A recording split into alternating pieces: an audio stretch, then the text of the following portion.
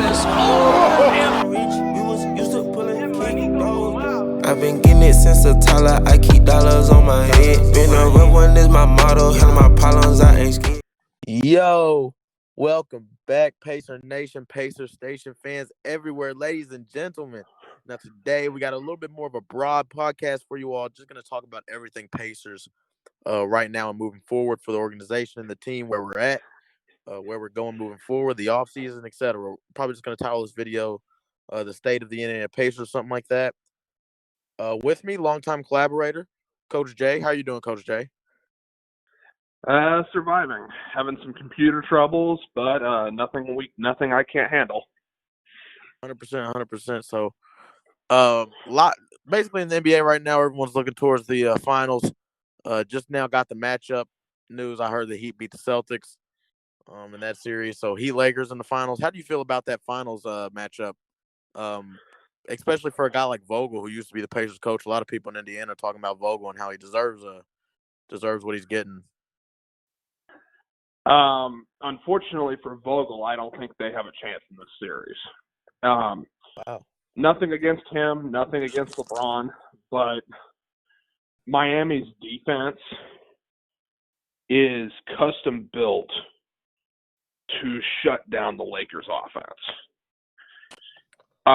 The Miami Heat at certain points in every series, but especially the Pacers and Celtics series, they threw a lot of zone out there, and Right. and to be honest with you, I think the Celtics were well equipped to attack that zone. They had decent shooting. What they lacked was a guy in the middle who you could throw it to in a high-low situation. 100%. That's where they missed somebody like Al Horford.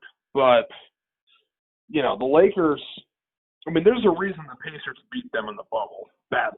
Beat them pretty sadly. Right. And that's the main reason they beat them is because the Lakers, you got two of the best playmakers in the world in LeBron and AD.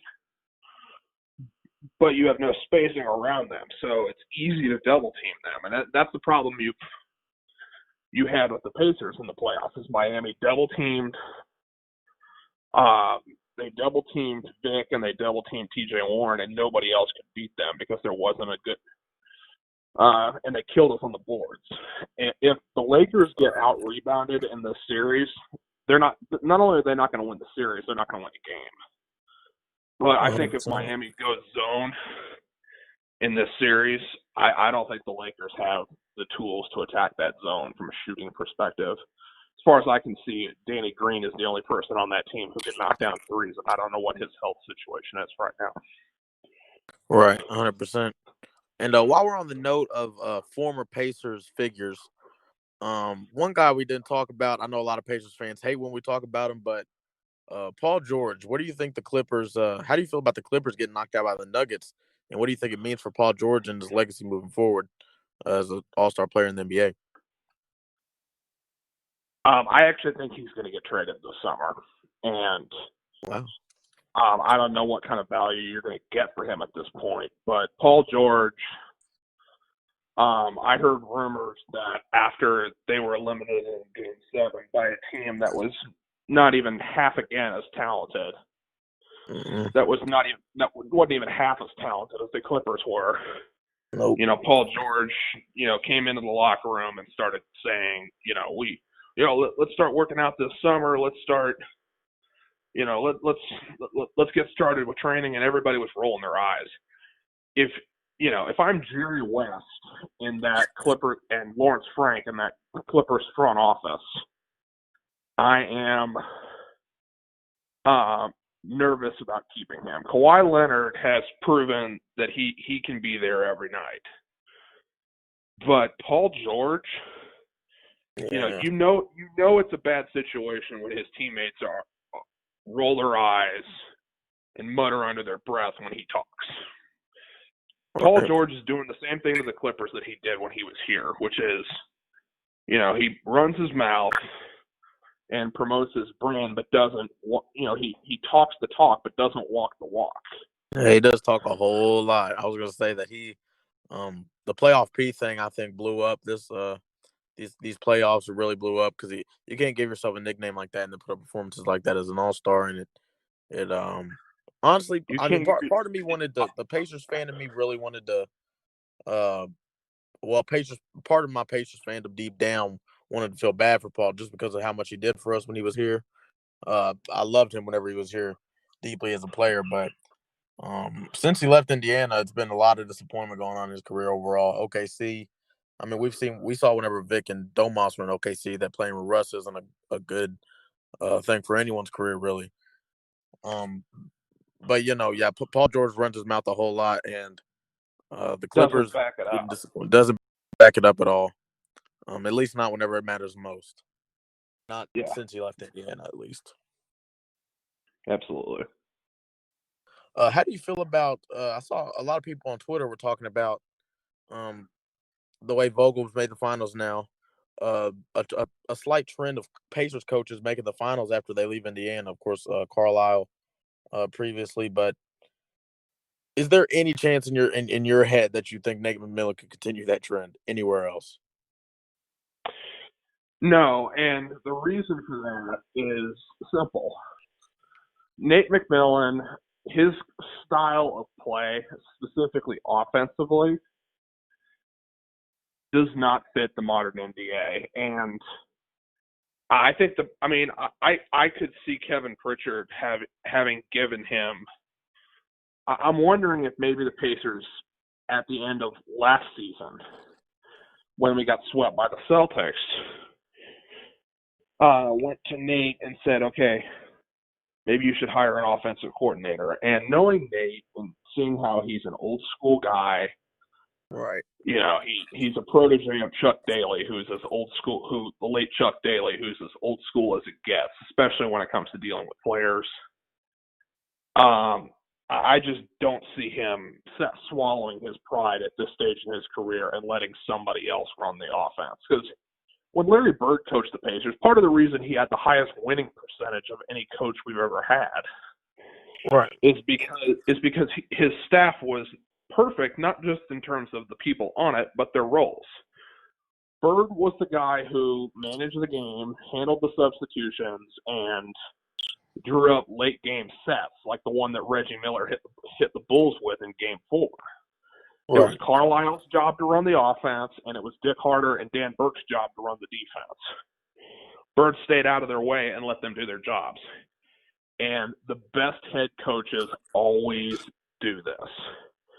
Phil Jackson, when he first got to the Chicago Bulls, it was his job to worry about the locker room and keeping players motivated, keeping everybody from killing each other in practice. Right. And it was Johnny Bach's job to run the defense, and it was Tex Winter's job to run the offense.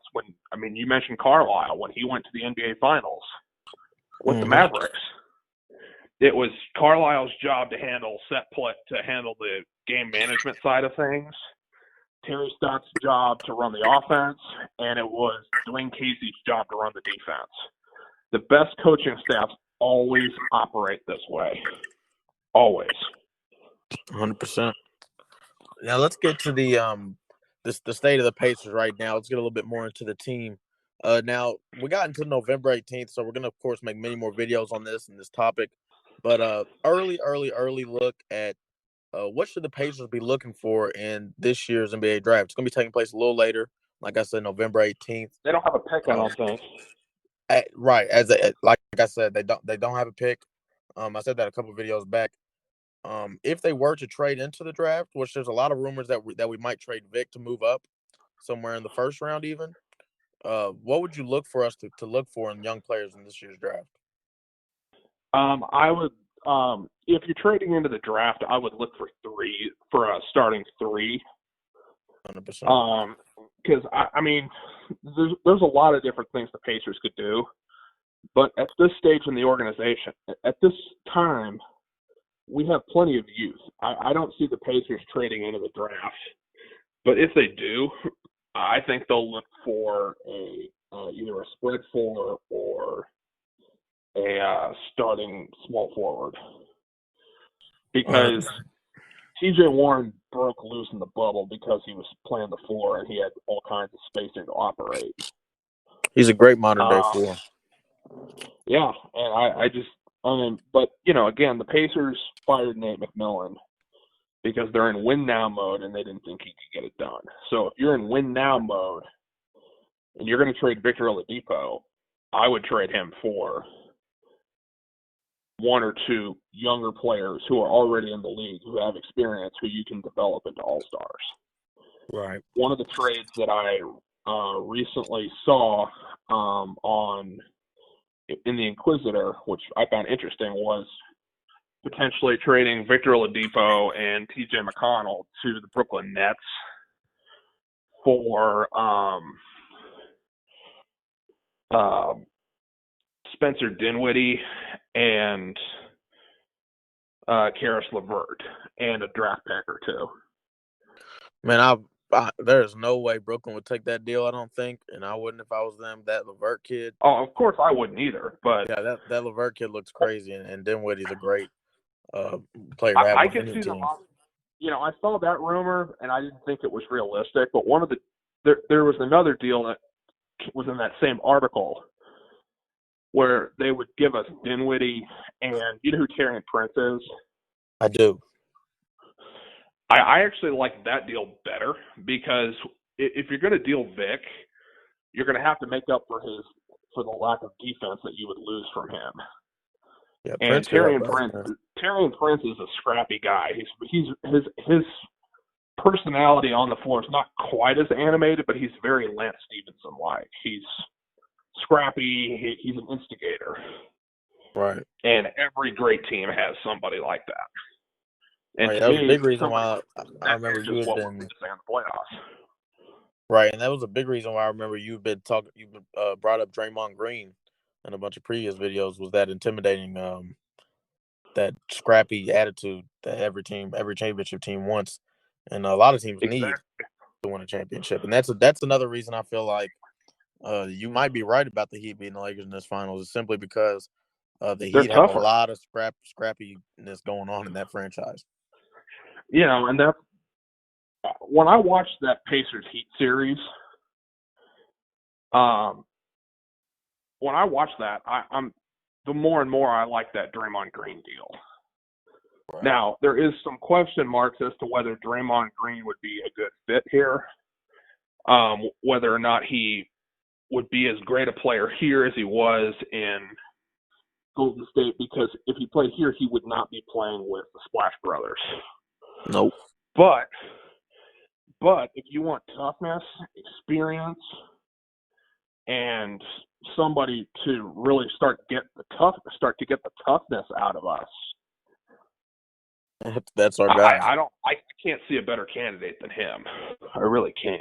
Yeah, if you want any guy in the league to get toughness out of your franchise, Draymond Green is probably the go-to guy, I'd say, for any team when it comes to mentality, at least. Physicality. He will definitely bring a junkyard dog mentality to the team. And to me, that's one of the only things we're missing from a personnel standpoint. Right. I feel like at times in the playoffs we gave ground at times when we shouldn't have. Right. I mean, the closest thing I'd say we even have to a junkyard kind of dog kind of player would be a guy like Jakar Sampson, and he doesn't have enough talent to make that big of a difference. Yeah, but we need somebody who's going to be in the starting lineup doing that. Right, exactly. And the Warriors are in the middle of the youth movement, and they badly need a 5. Right. And this year's draft is mostly guard heavy, and I think the Warriors are going to trade that number 2 pick. Yeah, I've seen a whole lot of trades. Sorry about that. Yeah, that roster's going to look totally different next year. Right.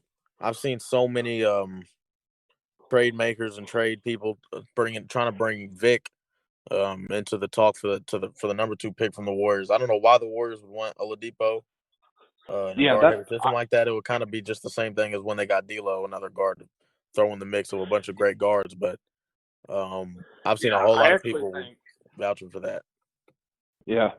I actually don't think we don't need picks at this point unless there's somebody like who's Doncic good available. Right. If we see something in someone that we really need to go for. Agreed. Unless you've got an instant star, which I have not seen that in this year's draft at all. 100%. The number one pick right now is expected to be, who's the guy from Georgia? Anthony Edwards. Yeah, he's expected to be the number one pick. If he's the best player in this draft, I would not trade up for a pick. I truly see just him being another a guy that, another Oladipo kind of guy in the league. If I'm completely honest, that's the kind of guy I see him becoming. I don't see him being an alpha on any kind of championship team. A lot of people see a whole lot in Anthony Edwards. I see it, like I said, a Victor Oladipo kind of guy, even a smaller version of Andrew Wiggins. Just a guy who brings a lot of athleticism to a team and energy. Can bring a little bit to the defensive side. He has a better jump shot than Vic, but I don't see a lot in him. I don't think LaMelo Ball has the mentality to take it too far in the league. I think he has the talent to go wherever he wants, but I don't think LaMelo Ball has it in him to. He doesn't have an alpha mentality to where I'm going to go hit this shot in the Game 7 of the finals. Like what you want your best player to have. Yeah, and it's that alpha mentality that is the reason I want Draymond Green. Right. And 100%.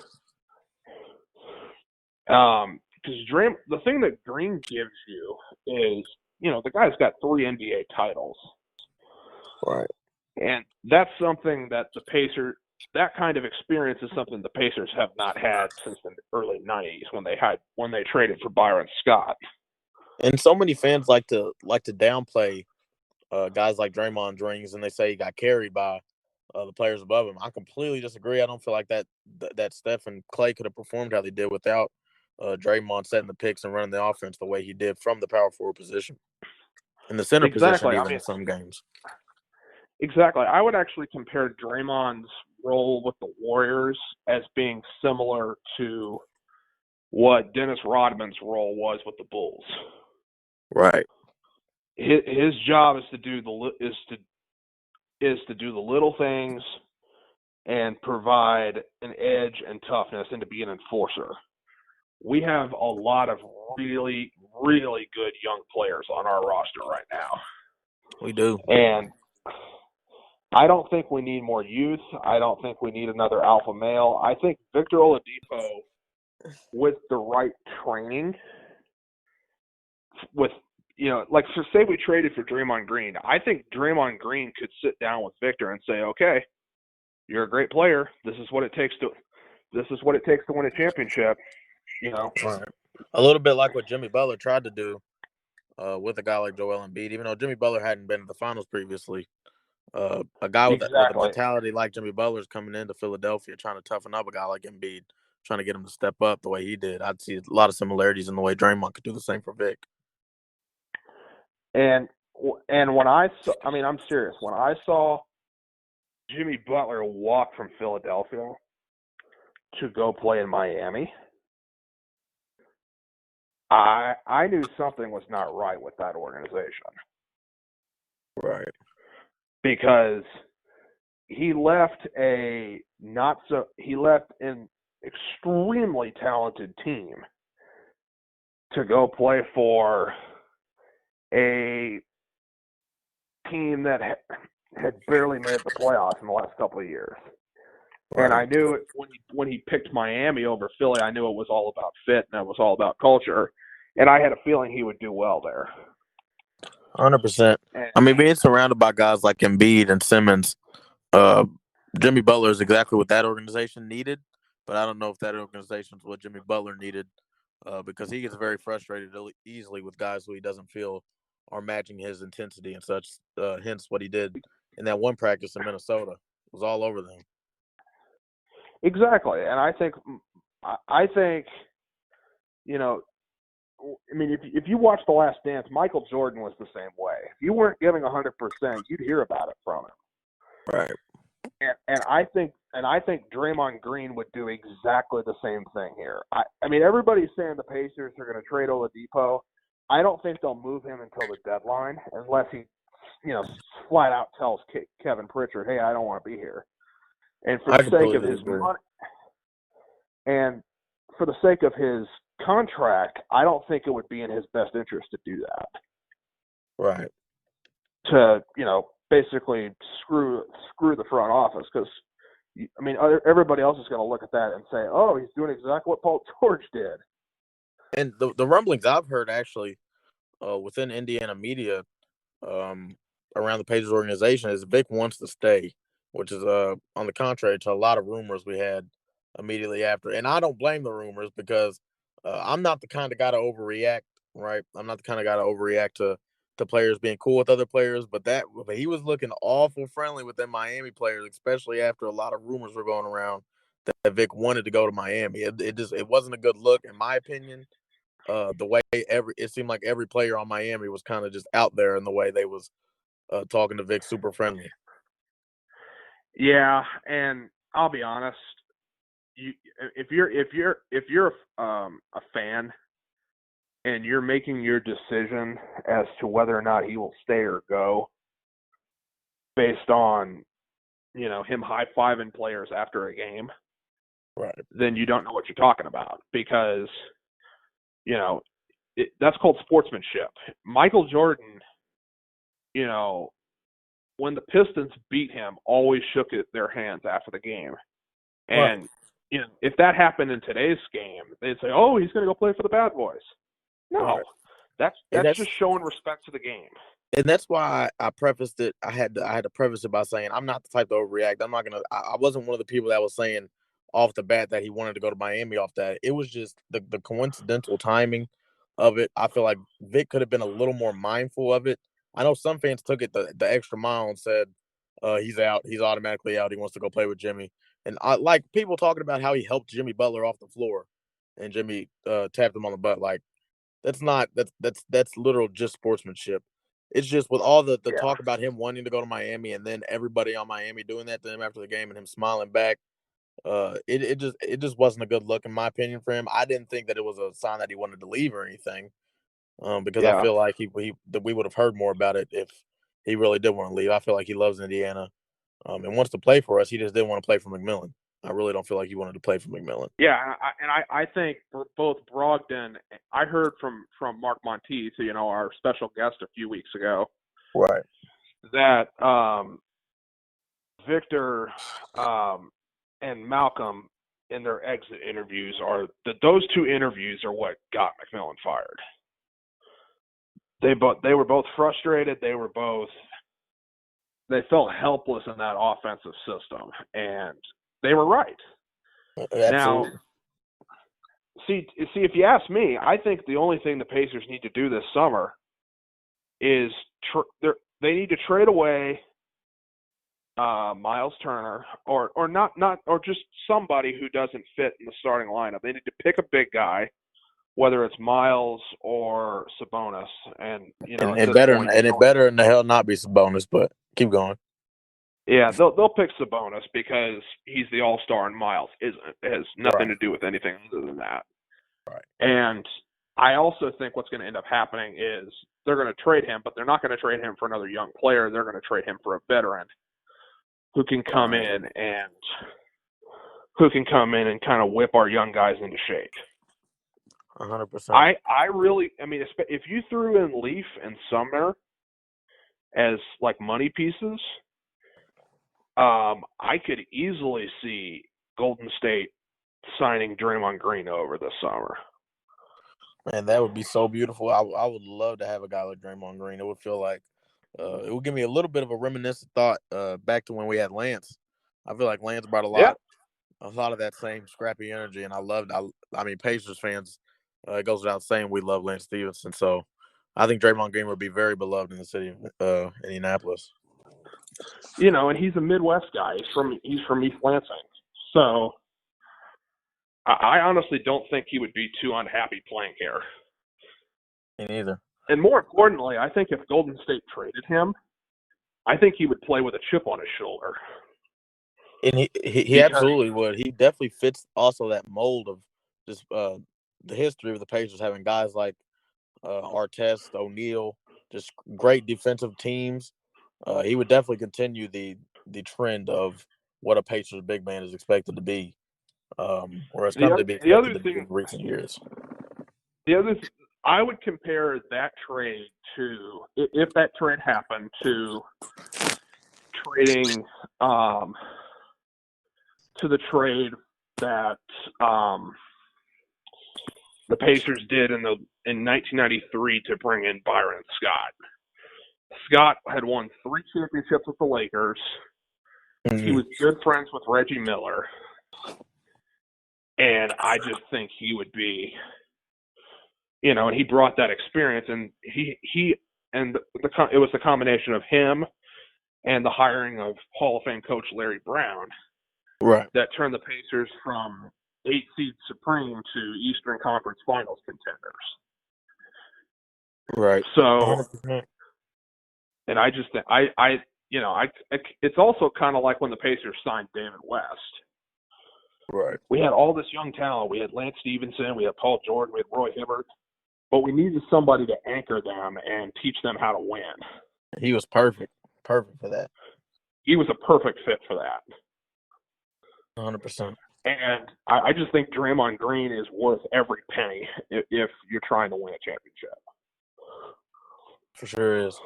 So, in conclusion, I completely agree about us. We need to hang on to what we have right now. I don't feel like we need draft picks. I don't feel like we need to move into the draft. I honestly don't even feel like we need to do much of free agency. I think trading is where we'll get most of our action this offseason.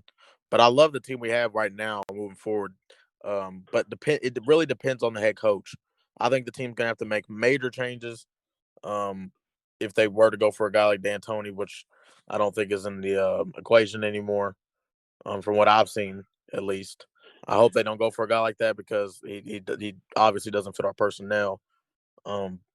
Yeah, I think the Pacers moving forward, it's a very attractive job for any head coach, and whoever we get is going to mean a lot for the franchise moving forward, especially with the talent we have on the roster.